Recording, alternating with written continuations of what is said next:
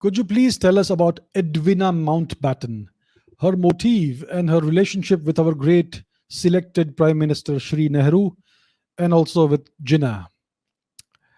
Yeah, that's a good question. So we know that the Edwina Mountbatten, the wife of the first of the Viceroy Lord Mountbatten, we know that she had an affair with our great Prime Minister Shri Nehruji. So and people wonder, why did this guy allow his wife to continue with an affair with Mr. Nehru? So there is a revelation that has been made public recently, like in the past decade or two. There was a 1944 FBI file about Lord Mountbatten, in which it was disclosed that Lord Mountbatten was a homosexual with a perversion for little boys. So that's the kind of criminal and perverted activities that Mr. Mountbatten was fond of. That was his inclination. I have nothing against homosexuality, but the other thing is it's criminal, isn't it?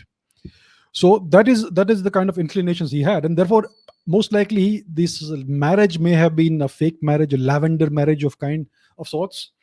And so that's why it's not really surprising then, in the light of this revelation, that he had nothing against this relationship that his wife had with Mr. Nehru.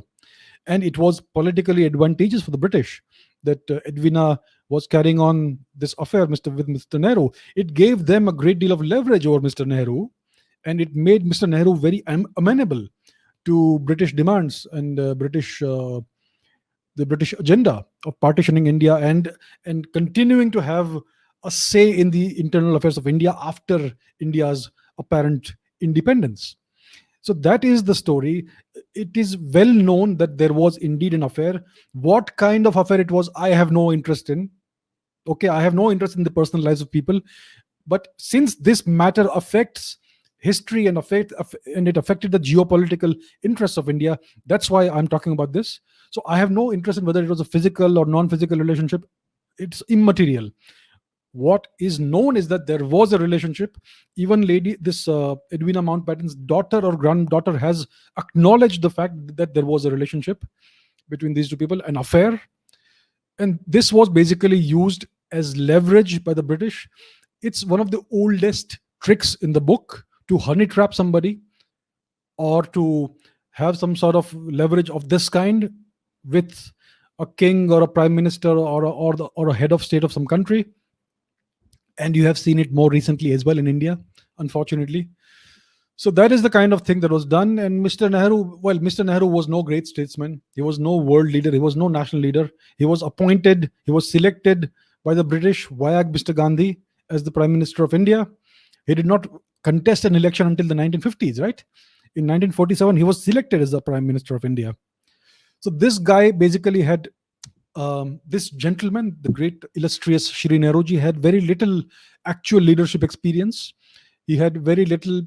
He had somewhat diminished leadership capabilities compared to other great luminaries. So that is the thing. So he was very pliable. He could be manipulated easily via this particular affair. And he was, of course, an Anglophile. He was a Fabian socialist, etc. So he was the best pick for the British to be installed as the puppet Prime Minister of India. So that's what happened. And I think this lady died in 1959 or 1960, thereabouts.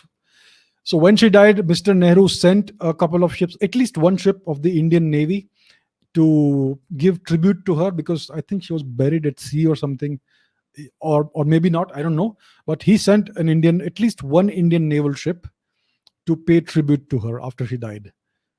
I wonder what was the national interest in doing that, because the Indian naval ships are supposed to safeguard the coastal security and they're supposed to further the national interest of the country at sea. So how did sending this ship for her funeral advance India's national interest, I wonder. So that's the kind of prime minister we had, the illustrious Shri Nehruji. So this is an interesting chapter of that part of our unfortunate history.